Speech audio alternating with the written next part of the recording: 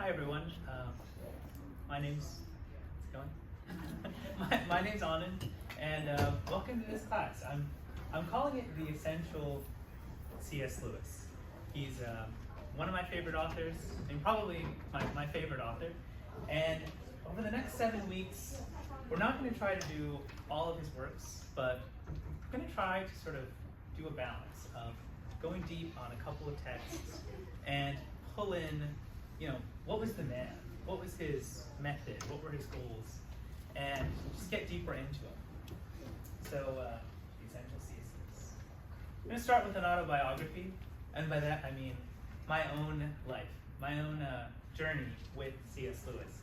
Because it started when I was 10 years old.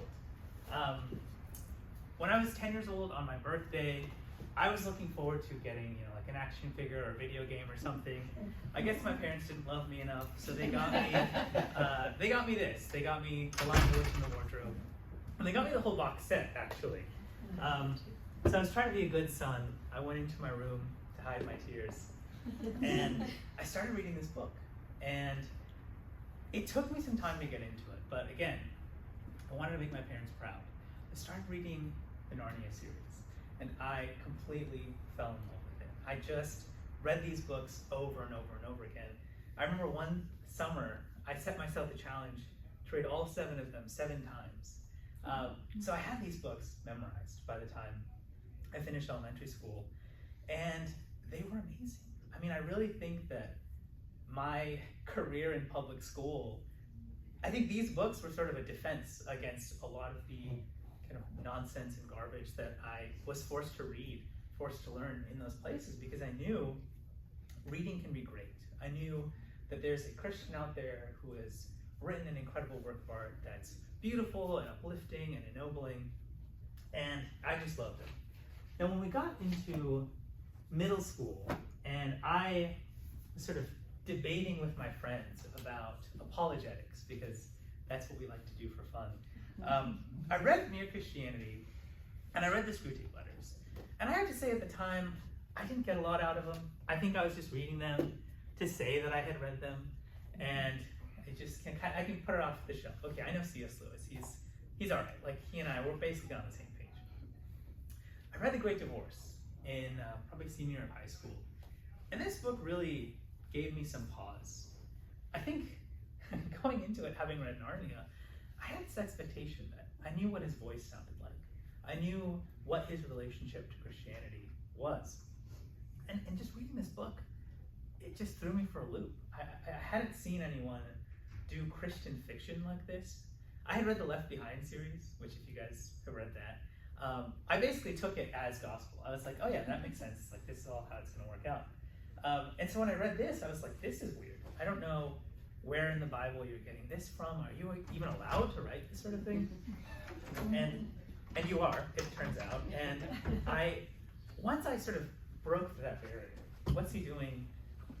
How is this beneficial? How is this Christian fiction?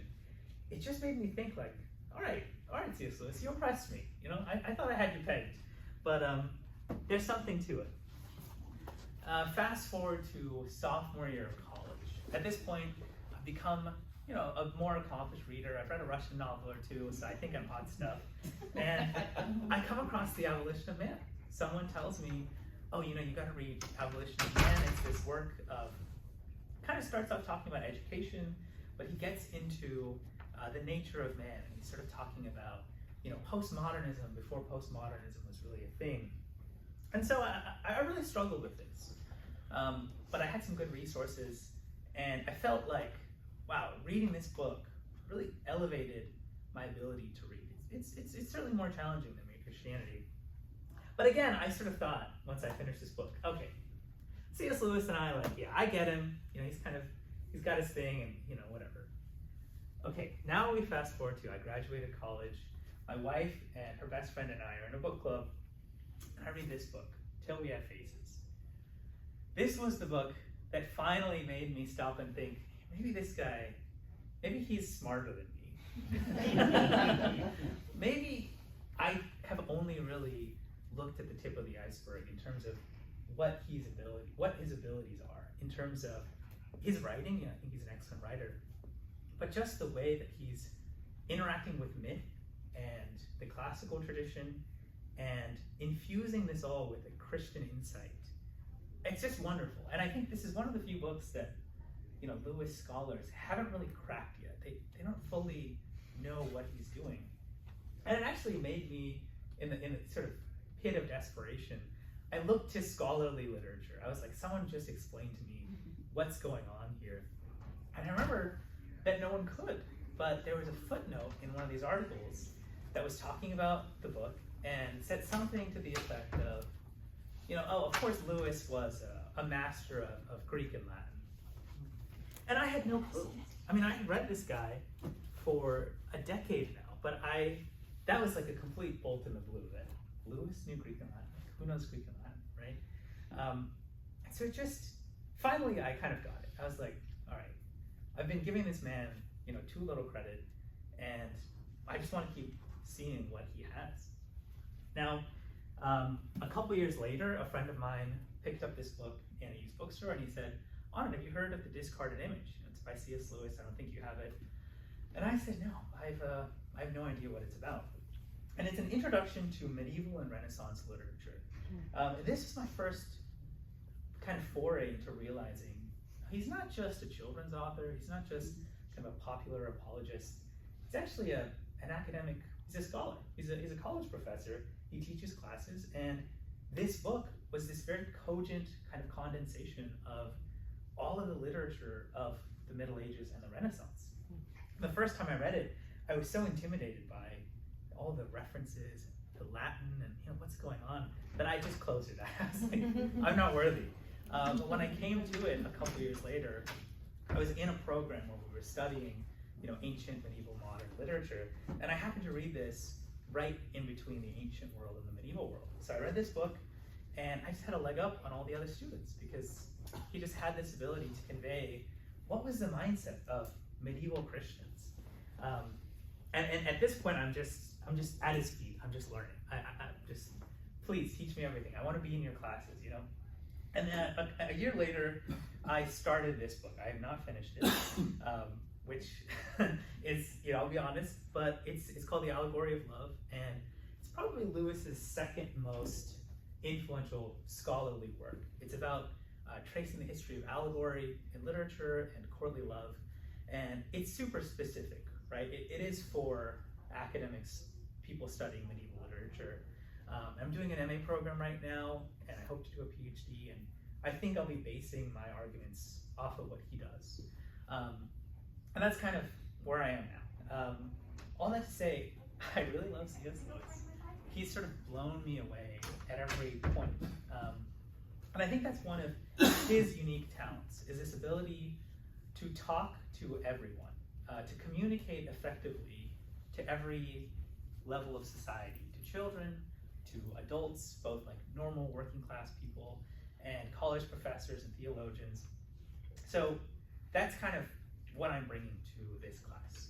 I really like him. I think he sort of trained me at different points, and I think when people tell me, I haven't read him or I just can't get into him, it makes me sad a little bit, because I think he's one of these few authors that has an entry point for every person, and that's kind of what I'm bringing to this class.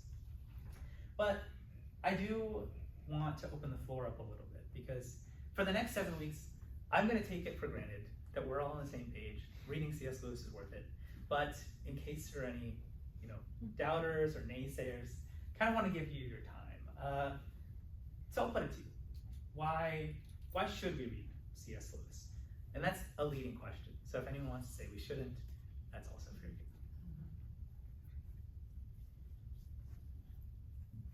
Yes, yeah. I'm just happy that great minds took the time to put this all in books where we can learn, and so I just think it's a great opportunity. Yeah, definitely. He's synthesizing a lot of his own reading and learning. So yeah, it's great to not have to do all that work ourselves. What else? What are other pieces? Yeah.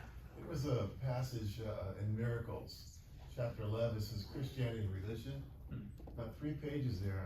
I read that years ago, and it's been like, base case for me. Nice. And the most influential thing you ever read And just those 3 pages, Yeah. to me, were incredible.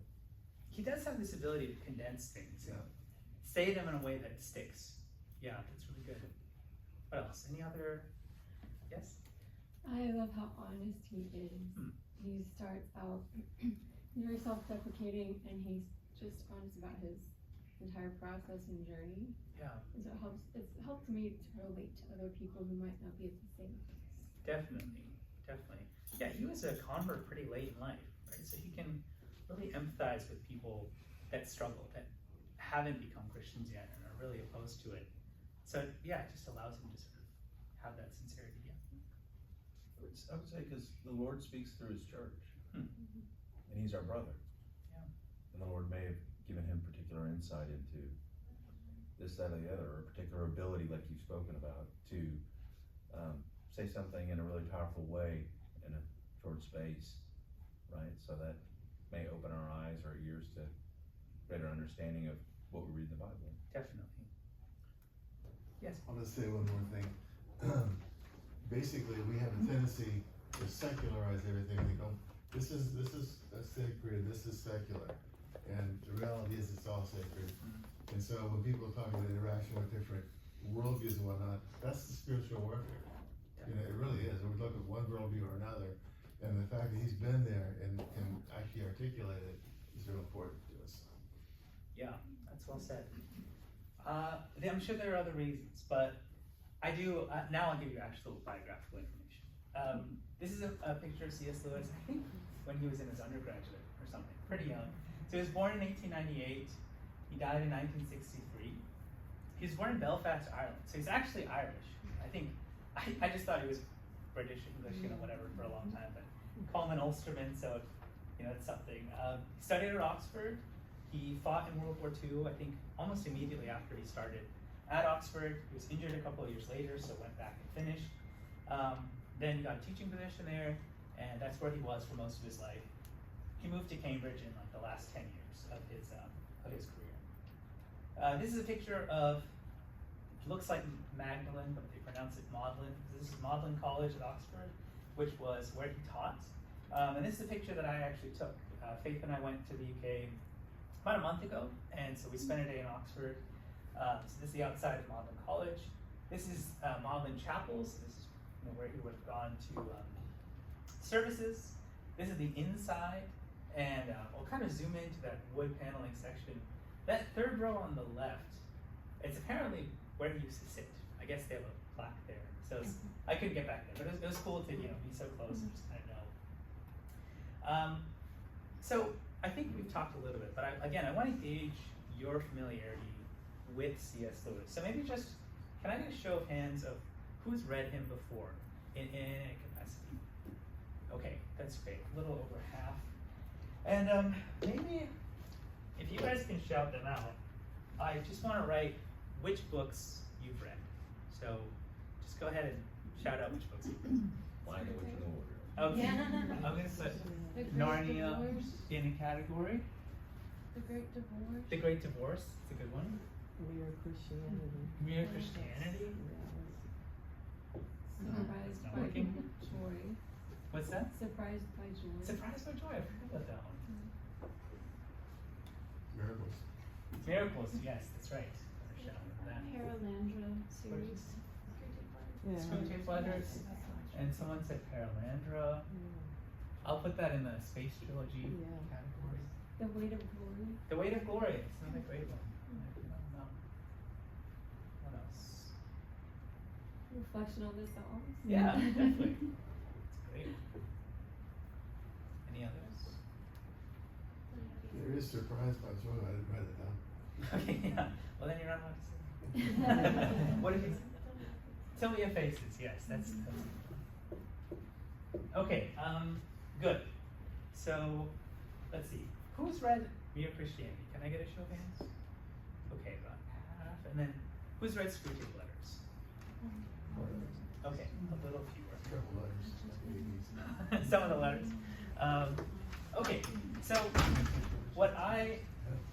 oh yes, well before I move on, we talked a little bit about why I love him so much and why it's worth reading him. But I do want to mention, or ask, what are some challenges that you have faced when reading him, or even challenges that other people have told you, whether you like him or whether you're not able to? He references things from like the 1930s. He references like, a lot. I don't understand what you're talking about. Yeah, you're talking like current events. things like Current that. events from like that 1930s, Yes. 1940s. That's Don't true. get it. That is tricky. He also I references can like see myths that and stuff. classical stuff. What's that? He also references like myths and really old Yes. classical. Definitely, there's references of so both pop culture history and then just kind of classical tradition, medieval tradition. What else? Yes, He's got some pretty complicated arguments that he builds. definitely. Yeah, that is one, and that's part of why I wanted to do Mere Christianity and Screwtape letters, because even in those are sort of his most popular works. You don't exactly know where he's going. So it's true. He's an author that I've had to sit down and like summarize every paragraph in a chapter just to sort of keep track of what's going on. What else? What are other challenges we might face when reading him? I feel like you start reading his fiction, like when I started reading Till You Have Aces, and I was like, what a fun story, like this is so much fun to read. And then when I would come to book club and you, like my friend Bethany, she's an English major and then I really love literature. And they'd be like getting all these ideas and like all these like understandings and wisdoms, and I'd just be eating snacks. Like, it's like way out of my time. Well, and I don't want to diminish the fact that he's a great writer. There's nothing wrong with just reading his fiction for pleasure. I mean, that's what good fiction is something that grasps you and makes you want to keep reading. Even good nonfiction should have a kind of drive to it. So don't be so down on yourself. Good idea. What else? What are some other challenges we might face? Okay, I'll be careful with this one. I feel like we have to be at an arm's distance from things, and to have a healthy relationship with authors, we have to be able to be critical of them, and be critical of them in light of Scripture, and not let that criticism, where maybe they step outside of the bounds, or maybe, hey, I don't know that this is faithful to Scripture, but not let that completely diminish all the rest of their works, because which of us doesn't ever err, right? But at the same time, not say, well, you can't say anything critical of this guy, he's my favorite. Sure. Right? So we should be able to be honest and say, hey, I think you may be off base here a little bit, Clive. Yeah, You know what I mean? that's fair. I think that brings up a really good point. What is C.S. Lewis in terms of his background? I will grant that he's Christian, but do people know more specifically? Yes? He was an atheist first. He was an atheist. That's true. You mean Anglican? Oh. Yes, he was an Anglican. So if you, where is it? So he talks about this in the preface to Mere Christianity. He talks about, I'm an Anglican, and so he calls himself neither a high church nor a low church Anglican. He's just kind of a middle of the road Church of England guy. To me, whenever I first heard Anglicans talk, I was like, you guys are Catholics. Like, I don't know what that's the big difference. But when someone told me, oh no, Lewis is an Anglican, I was like, oh, okay, interesting. I have to look at that judgment.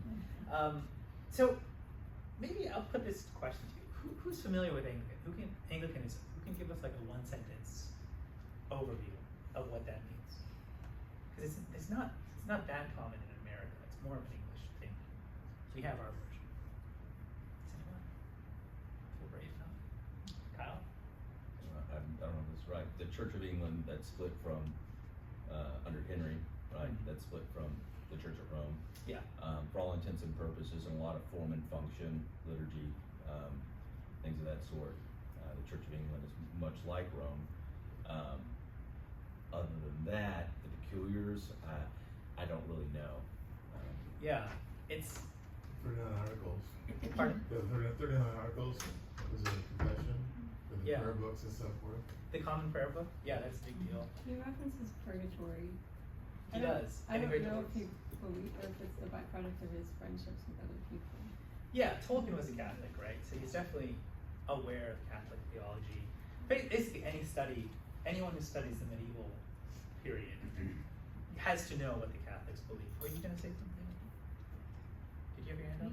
Yeah. No. Oh no, I'm sorry about that. Yeah, the way that I understand Anglicanism, and this is just my understanding of it, in their liturgy, in their sort of tradition, the way that they operate a church service, the way that they talk, it is very similar to Catholicism. So they have ordained priests, and they have organs and like choirs.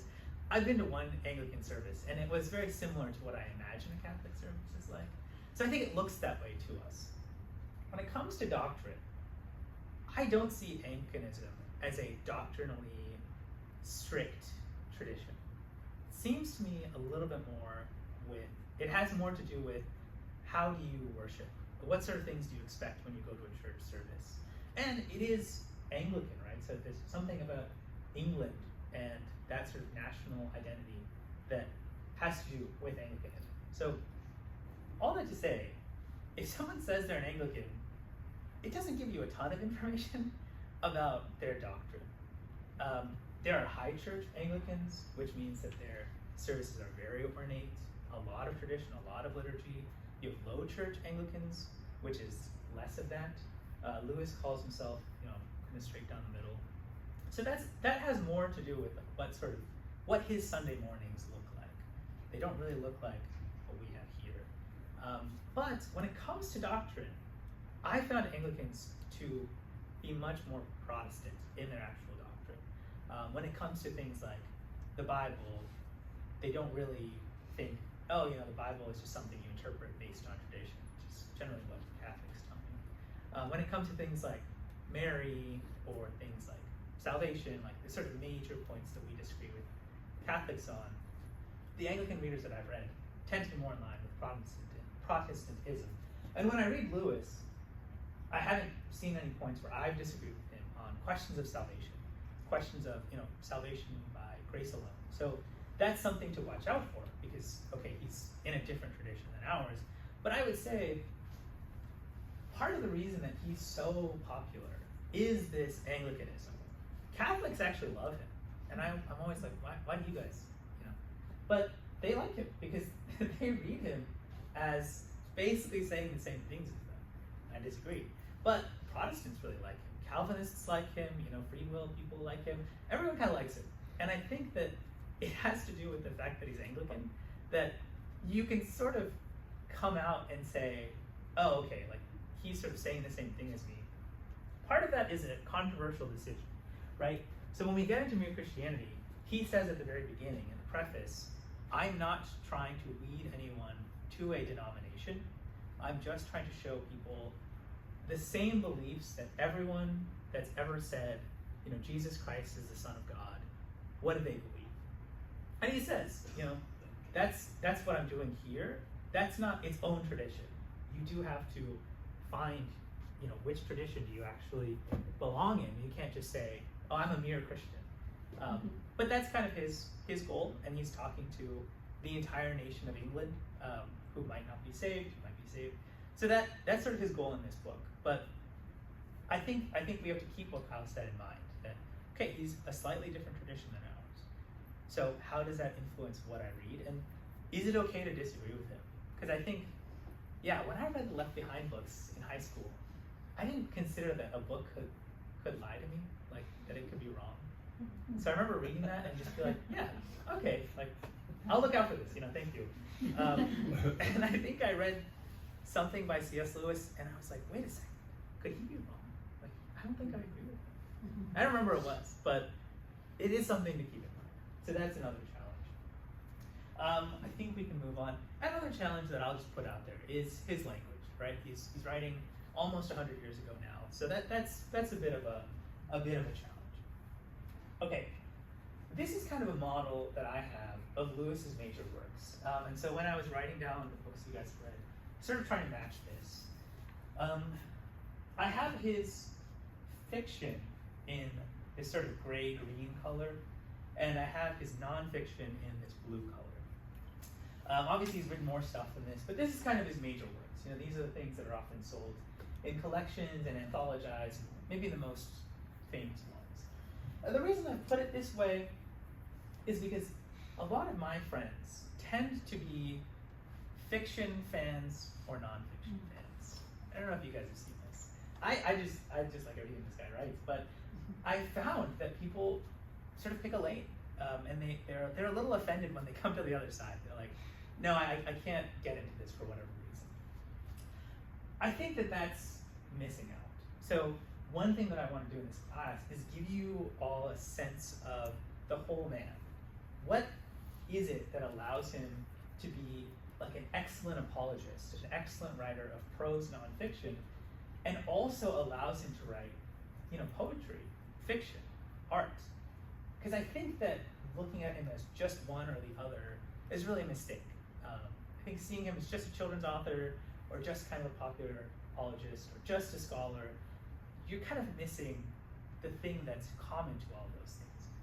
Now, I will say I've laid this out a little bit by reading order, advancing out from the inside. So for this class, we're just going to be focusing on Mere Christianity and Screwtape letters. That's why they're sort of dashed. So that's sort of for if you never want to read Lewis, just read those two books and read Narnia to your children. But if you're interested in Lewis, I would sort of recommend going outward this way. I think Abolition of Man is a great second nonfiction to read after Mere Christianity, and I think Great Divorce is a great second fiction to read after Screwtape letters. And you can read them in whatever order you want. This is the order that I read them in. But what I found is reading an author is a little bit like learning a specific sport or a certain skill. Every author is different. And so when you read Mere Christianity and then read Abolition of Man, you'll be more prepared to read it. You'll be more prepared to deal with that jump in difficulty because he's saying similar things. He's making similar arguments. He's even taking similar turns. So it's helpful to read them in this sort of way. I will try to bring in Abolition of Man and Great Divorce when possible in the class. I do want to get through these two books, but that's sort of the model that I'm operating off of. Does that make sense? Does anyone have any questions about this? No? Okay. Obviously, his scholarship is its own thing. I talked about the discarded image and allegory of love, and there's a similar, you could make a similar flowchart. And honestly, that's all that I've been reading for the past 2 years. I haven't read much of his other stuff, but it's kind of outside the scope of this class, so if you want to talk to me about it, please do. Okay, here's an overview of the class. This week, yes? Quick question. I don't really what's scholarship? Like, you have the three, like what takes something from something like a layman would read to something that's scholarship or for academia? That's a good What's the question. difference?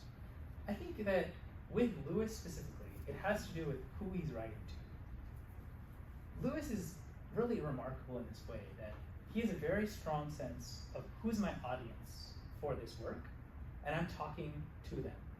So if he's talking to all of England, he's talking down a little bit. He's maybe being a little bit easier. He's not going to make as many of those classical references.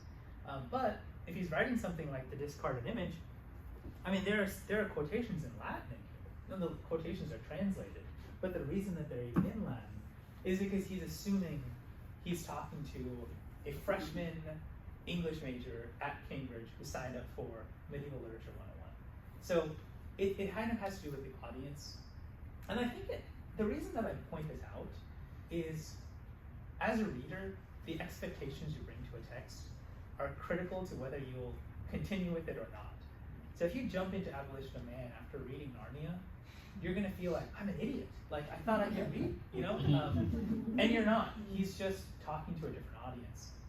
And the funny thing is with Lewis, if you read Narnia and then read the Space Trilogy and then read Till We Have Faces, I almost got the sense that I'm reading three completely different authors. And part of the reason is he's studying the genre and he's sort of taking the writing style of the masters of that genre. So he's gonna sound like a different person. So when he writes scholarship, he's still great. I mean, he's still better than all the other academic scholarship out there. But he is playing that game, and that game has different rules. It has different purposes. And again, I actually think most scholars, like I'm getting into the field of scholarship, most of it is unreadable, really. I think the great thing about Lewis's scholarship and Tolkien's scholarship in his circle is that anyone can read them. And I kind of think everyone is benefited from it, but most scholarship nowadays, unless you're a professor in that field, is hard to really do. Because it gets into so much really granular. Yeah, like, yeah. okay. I mean, in the engineering world, it's this usage of jargon, right? Yeah. So like, how many non-English terms can I fit in my sentence? Sort of prove to everyone I know what I'm talking So I'm about. speaking Chinese now. Yeah, on a basically. different- Yeah, yeah. And I think the great thing about Lewis is like, he knows his material well enough to not do that. He actually Not hide behind it. not hide behind it, and he has a very low reputation in academia, partially because people are like, yeah, if a lay person can read this, like I don't want to read it. You know, why are you sending this into scholarly journals if a high school student can read it? It should be more difficult. And Lewis kind of had this burden, like, no, scholarship should be clear, it should be intelligible. But people That's didn't very do it. Yes, any other questions? Okay. Great. Okay, so as I said, we're going to do an overview of the class. This is week 1. I've been told I have 7 weeks. I thought I had 6 weeks. So I'm going to talk a lot. No, I'm saying, I'll use that week in case we run out of time. But anyway, this is week 1. It's the introduction. I'd like to get into Mere Christianity. Weeks 2 and 3, I'd like to finish Mere Christianity. So we're clipping along. I'll pull out selections and we'll try to cover it. Weeks 4, 5, and 6, I'd like to spend on the Screwtape letters. It's a bit longer. Week 7 is kind of a conclusion, but if possible, I'd like to pull in just a brief overview of Abolition of Man and Great Divorce. I would feel really, really terrible if you guys left this class thinking, man, I never want to read Lewis again. And that might be my fault. But maybe a second worst case scenario, with you guys leaving thinking, oh, I don't have to read these books because I just spent 7 weeks listening to someone, yammer on. So what I'm going to try to do is give you enough so that if you haven't read them, you get a sense of what he's doing. I found that that's really helpful in almost any text. Having kind of the plot spoiled for you, it's like the best aid in terms of actually making it through text. So I will be spoiling Mere Christianity and Screwtape letters. But if you have read them, hopefully together we can get deeper. So I'm hoping it'll be a class that's of value whether you read it or not, whether you feel like you know Lewis really well or not. That's kind of my goal. But I do kind of want to give you the tools necessary to go out and read at least these 2 books by yourself. And if you like it, which I think you will, hopefully you can kind of spread out on that flowchart I had earlier. Any questions about the class or the class overview? Are you going to give reading schedule? So Is anyone going to read if I do? Okay, Should we read? Should we reread? Honestly, that would be great. I know that the ladies are doing a Great Divorce book club, which sounds like a lot of fun. I wasn't allowed in for some reason. But no, I'll give you a sense of how much I'll cover in the next class if you'd like to read ahead. I think it's really great. I read the first 5 chapters of Mere Christianity out loud, just because that's how I like to do it. So I'm sure I read slower than you did. And I took about 10 minutes a chapter. So it's doable, but people are busy. Like I said, I'd like to spend today we'll probably only do chapter 1 of Mere Christianity, but I'd like to finish it by week 3. So yeah, maybe at the end of each class, depending on how far we've gotten, I'll give you a sense of what we'll cover next time. If you guys are up for it, I mean, that's great. I want to make it, I wanted to make it a commitment for you to show up. So feel free. Any other questions before we jump into our first book? Or any comments you'd like to make? Is that a hand? No? Okay. Great. Is there going to be a test? If you would like a test, I can make one for you. No. So, yes, Mere Christianity, a little bit of overview of the text itself. What's called Mere Christianity, was actually a series of radio broadcasts, right? So that's why I have 1942, 1943, 1944 as the publishing date for those radio broadcasts. It's kind of interesting. I guess Churchill asked Lewis, would you like to work for the government in some capacity? And he said, no, I don't really do politics. But he kind of asked him, okay, well, would you give some message to our nation in this sort of period of wartime? As I mentioned, Lewis fought in World War I. He was, I guess, too old to serve by the time World War II came around, but he's still spry and active, and he cares about his nation. So these are radio broadcasts, one set in 42, another in 43, another in 44. And the book that we have, that's called Mere Christianity, is sort of a collection. So Lewis mentions how he goes back and revises them, fills in some stuff afterwards. So sometimes he'll say, oh, people wrote letters to me asking this question, so here's the answer to that question. So we have kind of, a condensation. Yes? What year did he become a Christian? What year did he become a Christian? Man, I should know this, but I'm not sure. Approximately. I guess it would have been the 20s, the early 20s. So he fought in World War II, and that was just when he went into school, probably 3 years later. So maybe even the 1915 or something like that. Does that sound right? Was it World War II? It was after World War I. So it had to have been I believe it was the early 20s. I think it was early 20s. Was it World War II or World War I? It was World War I that he fought in as like an undergraduate. So he would have been, I think 17. I think he was 19 when he left, when he was injured. And then I think he got saved from to 24, 25. So yes, I'll leave you all to do the math. But yeah, cautiously I'll say around 1920. It's interesting. He was always a great writer. And he really wanted to be a poet. So we do have some works of his from before he's a Christian. It is strange. It's very strange. I almost don't like reading it. Not because it's not great, but because it's not the Lewis I know. So let's see. So this is probably Lewis. He's an Oxford professor now. He's not at Cambridge yet. But in a sense, he's kind of at the top of his game. Like this is sort of a mature Lewis, if that helps. Yeah. Okay, so the radio broadcasts. Oh, and like I said, he's sort of this is like on the BBC. So it's not NPR. I don't know. I'm trying to think of like a show now that is sort of for everyone. We don't. There's much more of a monopoly back then, but that's his audience. We were talking about audience earlier with the scholarship. This is probably the best entry point into Lewis.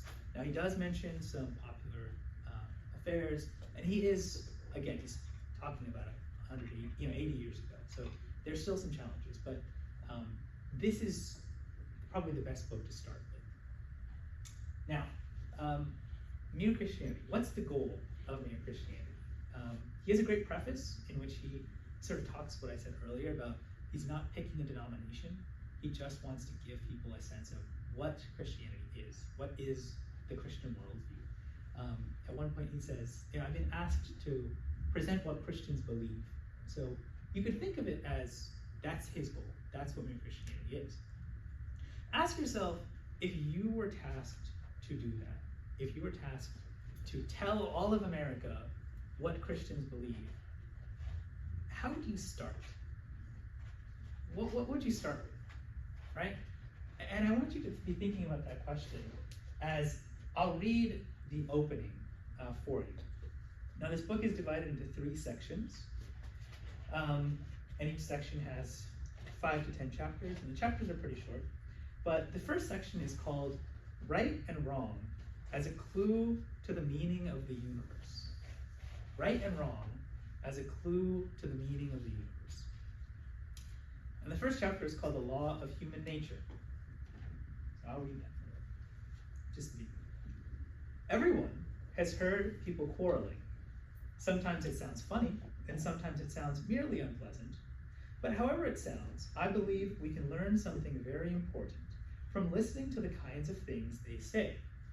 Remember that question I asked you? Your goal is to tell America what Christians believe. Is this the way that you'd start? Let's keep going. They say things like this. How'd you like it if anyone did the same to you? That's my seat. I was there first. Leave him alone. He isn't doing you any harm. Why should you shove in first? I like this one. Give me a bit of your orange. I gave you a bit of mine. Come on, you promised. People say things like that every day. Educated people as well as uneducated, and children as well as grown-ups. That's his first paragraph. How are we feeling so far? Are we tracking what he said? Do we agree? Does this sound like an accurate portrayal of all of humanity? I would say it kind of is, you know. Again, think about the goal that he's trying to get to and think about his starting point. Now, where he goes from here is how do people respond when they're told things like this, right? And what he says is very rarely do people say, you know, I don't care about what you're saying. Very, very often, people will kind of grant the premise of something like, give me a bit of your orange, I gave you a bit of mine. So this is the next section. Nearly always this is the respondent, nearly always he tries to make out that what he has been doing does not really go against that standard, or that if it does, there is some special excuse. He pretends there is some special reason in this particular case why the person who took the seat first should not keep it, or that things were quite different when he was given a bit of the orange, or that something has turned up which lets him off keeping his promise. It looks, in fact, very much as if both parties had in mind some kind of law or rule of fair play, or decent behavior, or morality, or whatever you like to call it, about which they really agreed. And they have. If they had not, they might, of course, fight like animals, but they could not quarrel in the human sense of the word. Quarreling means to show that the other man is in the wrong, and there would be no sense in trying to do that unless you and he had some sort of agreement as to what right and wrong are, just as there would be no sense in saying that a footballer had committed a foul unless there was some agreement about the rules of football. Okay, we're trying to convey to all of America what Christians believe. We start with this observation. Now, this is kind of a dangerous literary technique. Everyone has heard people quarreling. It's sort of, you're told not to do things like this. You're told not to speak in, you know, general statements, because the easiest thing to do is to say, well, your general statement is wrong. Everything that you said afterwards, you know, I have no reason to trust it. But Lewis does this a lot, and he gets away with it because he's always right. Everyone has heard people quarreling. They do say things like this, and what's interesting is that now he's analyzing the dynamics of a quarrel, right? An argument. This is the way that people argue. People don't say, just because you gave me my orange, I have no, you know, prerogative to give you mine. What they do say is, well, here's why I don't have to. In this one case, even though I agree with your general principle, what he's getting at is there is some sort of agreement, right? Some sort of law of right and wrong. What he's saying is common ground. Yes, he is saying common ground. Yeah, and that's where he starts his whole apologetic and analysis with common ground. Exactly. Because you have to do that, right? If you're talking to a mixed audience of Christians and non-Christians, you have to start with something everyone agrees with. And that's tricky to do, right? I mean, you used to be able to say, everyone knows that God must have created the earth. You can't do that anymore. So you have to be judicious in where you start things like this. But starting this, I mean, this is so disarming. It doesn't even sound like he's going to talk about religion. It sounds like he's an observational comic or something. So that's part of his technique. That's part of his brilliance. I'm going to read another passage right after the passage we just read. Now, this law or rule about right and wrong used to be called the law of nature. Nowadays, when we talk of the laws of nature, we usually mean things like gravitation or heredity or the laws of chemistry. But when the older thinkers called the law of right and wrong the law of nature, they really meant the law of human nature. The idea was that just as all bodies are governed by the laws of gravitation and organisms by biological laws, so the creature called man also had his law, with this great difference that a body could not choose whether it obeyed the law of gravitation or not, but a man could choose either to obey the law of human nature or to disobey it. Now this is something different, right? This isn't a general universal observation that everyone agrees with, regardless of whether you're a Christian or not. This is actually a claim, right? I mean, first he's just giving you some historical information, what we call now the law of human, right and wrong, common ground. It used to be called the law of nature. That makes you think all sorts of different things. Now I'm thinking about how does time work, or how does light bounce off of other objects, or how does gravity work? And what he's saying is, yeah, you're not wrong to think that. Those are laws of nature, but they're laws of other nature. The law that we're talking about now is a law of human nature. That doesn't sound like it holds up, right? Because you know that if you throw a rock, it's going to obey the law of nature. So your immediate question would be, well, if it's a law of human nature, why don't we follow it? That's why they're called laws, right? Because nature follows it. And he grants that premise, right? There is a crucial difference in the law of human nature and the law of gravity, that I don't have the ability to consent to the law of gravity, I just have to follow it. But the law of human nature, I'm allowed.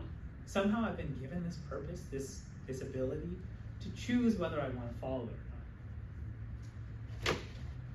Well, how does that sound so far? Just sort of impressions. Are we tracking? Has he lost us a little bit? What do we think so far? It's freedom of the will. Yes, it is. That's really what he's talking about. He is. He's talking about free will. But what about this? I want to ask, is this news to anyone that people used to call this law the law of nature? I have a question. Is he also in here trying to get everyone to define their terms sort of before he launches into Christianity? It's a good question. It's entrapment. What's that? I think what he's doing is presenting a term so that he can use it. I don't think people are using this term. And I actually think that if he started his argument by saying, everyone basically agrees on what morality looks like, that's a universal statement that someone could disagree with. But now what he's done by starting with this universal statement that everyone does agree with, and then coming to this point, it's harder to disagree with him. And that's actually a question I want to ask you guys. How would you disagree with his argument so far? Do you see any holes in it? Even if you don't believe it, do you see any way someone might attack it? It's okay if you don't. I mean, he's a good rhetorician. I would say that he's assuming the law of human nature, that we haven't necessarily agreed. I mean, that's a true statement. He hasn't defined it yet, and this goes back to your question. He hasn't said the law of nature is the 10 Commandments, or do whatever feels good. He's just kind of said there seems to be one, and it seems like all of our interactions with each other is based on the idea that there is one. He hasn't said it yet, but he's like, it certainly exists, right? It really seems like it exists, otherwise what are we arguing about? We're just fighting like animals, and that's not what we're doing. A fight like an animal is sort of a conquest, right? But a quarrel, the goal of the quarrel is to make the other guy admit that he was wrong. You can't do that without something like this law of nature that he's talking about. Well, I was just going to say, it depends on what culture you're raised in as well. These expectations and so forth. For example, in Christianity, we talk about being meek. It's a virtue. In Greco-Roman world, it was not even a virtue. Yeah. It was a weakness. You bring up a really good question, which is actually where Lewis goes next. So I want to save that. Did you guys see that? It feels to me like, I don't know, I'm a fan of the guy. It feels to me like you just sat down at a chess table with somebody. They made their first move. It wasn't a move you've ever seen before, and you realize, he's already beat me. Yeah. It was one move. In that first sentence, he just makes a presuppositional claim. Yeah. Right? But it's a claim that's so broad and so universal that the guy he's playing against has to be like, Yeah. Yeah. I can't with a I straight cannot face give say, you- no, I've never seen anybody quarrel. Right, right. On its face, that's ridiculous, Right. right? He's already won, because he's set the parameters of the chessboard, right? He's already won in that Yeah. very first statement, because that's the whole argument that he's ultimately gonna Right, get to. right. He's saying, there's a rule. Exactly. There's a rule. It's- You just bought it. You have to admit it. Yeah. You can't deny it. There's a rule. You already checkmate. You got me. This That's is- what I feel like. You already got. It doesn't matter what the law of human nature and Yeah, how already particular over. it gets defined. You already won. Right. And I will say, this brings up a really great point about Lewis's reputation among his critics, is that he's what you call a sophist, right? Someone he's just so good at arguing that he can argue for one point conclusively, then you can take the exact opposite stance, argue equally as conclusively, and so there's no point in really engaging with him. I have heard people say this about this book, actually. I don't believe that that's the case. Not just because I agree with him, but this is why I'm asking you these questions, right? If someone's a sophist, at some point they have to be making an error. They have to be doing something wrong, or they have to be doing some sort of sleight of hand, right? If it's a magic trick, then it's fake. I don't think that's what Lewis is doing. And I do think that there are some concepts, like the existence of right and wrong, like the existence of goodness, the existence of God. It's actually not possible to even talk unless those things existed. So we're not used to proving things like that. I want you to trust Lewis, because I think that he is worthy of your trust. But that is a question that you want to have in the back of your mind as you're reading him. The problem with how easy everything we've read so far is it runs a risk of you falling into a certain sense of complacency as you read it. Like, yeah, that sounds right. Oh, okay, that sounds right. Okay, that sounds right. But if we don't engage with these and really digest it, we run the risk of being misled. Now, again, I like Lewis. I don't think that that's a danger. I think he's trustworthy. He's not trying to mislead you. But there are sophists out there, right? And they make really good arguments. And I think reading Lewis is just another way that helps you kind of see what kind of moves do people make. Am I paying attention so that if they make a move, I can trace it, I can track it, I can say, oh, okay, this is how you got where it is. Because this is a claim, right? This is a universal statement. It's impossible to disagree. This is a claim, and most people that you meet and try to share the gospel with, they probably disagree with this claim. So you want to try to get a sense of, okay, where does he go from there? Now the great thing about Lewis is he's not just going to make a claim and leave it unsubstantiated. He's going to take actually the next 2 chapters just bolstering this claim. But this is how this chapter concludes. This is just chapter 1, but this is how this chapter concludes, so I'll just read this for you, and I think we're almost out of time. These then are the 2 points that I wanted to make. So this is the conclusion of chapter 1, right? So he's already talked about these 2 points. These then are the 2 points I wanted to make. First, that human beings all over the earth have this curious idea that they ought to behave in a certain way. This is that law of nature, right? That we all have a sense of morality. There's no one that just says, I can literally do whatever I want. And he talks that, if you meet people like that, they tend to go back on their word pretty quickly. The people that say, there's no such thing as a promise, if you break a promise to them, now they're a big fan of promises. Right? So that's something that he talks about early in the book. But I'll continue. First, that human beings all over the earth have this curious idea that they ought to behave in a certain way and cannot really get rid of it. Secondly, that they do not, in fact, behave that way. Now he's going to summarize. They know the law of nature, that's point 1, they break it. These 2 facts are the foundation of all clear thinking about ourselves and the universe that we live in. I just want you guys to appreciate for a second kind of the scope of this 1 chapter. This is, probably 5 pages, but we've started from all humans quarrel, sure, no problem, to now him saying that what we've isolated here is the foundation of all clear thinking about humans and the universe. You can't really make a bigger statement than that, right? You can't really go further than that. But these are the stakes. And what he spends the next 4 chapters doing is backing that up. So if you're not convinced yet, you would keep reading, and we'll get to that in later chapters. Quickly, the last thing I'll say, and then I'll let you guys go. Where in the Bible do we find these points? Because Lewis is not, in this book, going to be quoting a lot of scripture, especially early on. These are the first broadcasts, so I think he's still hoping that non-Christians will tune in, maybe just out of ignorance of what's even going on. But I would point you guys to Romans 1, 18 to 20, so I'll just read that real quick. For the wrath of God is revealed from heaven against all ungodliness and unrighteousness of men, who hold the truth in unrighteousness, because that which may be known of God is manifest in them, for God hath showed it to them.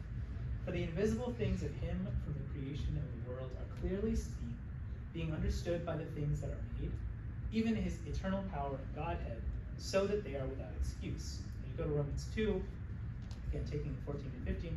For when the Gentiles, which have not the law, do by nature the things contained in the law, these, having not the law, are a law unto themselves, which show the work of the law written in their hearts, their conscience also bearing witness, and their thoughts, the meanwhile, accusing or else excusing one another. That last clause to me is exactly what Lewis is saying, right? We're talking about Gentiles, we're not talking about people that have been given the law directly. They have a law written on their hearts by who, right? And what they do with this law in their hearts is they're either accusing other people or excusing their own behavior. That's what chapter 1 is talking about. And that's where we'll end for today. Anyone have any questions? I want to let you guys go by 10:50. But any questions or comments? Are we tracking so far? Like I said, we covered a lot of ground. And I'll try to have a lot of selections up there just because he's an excellent writer. But yeah, if there are any questions, then you're all dismissed. Thanks a lot. So this was chapter 1. By next week, we'll try to get to both the end of book 1, which is 5 more chapters, and the end of book 2.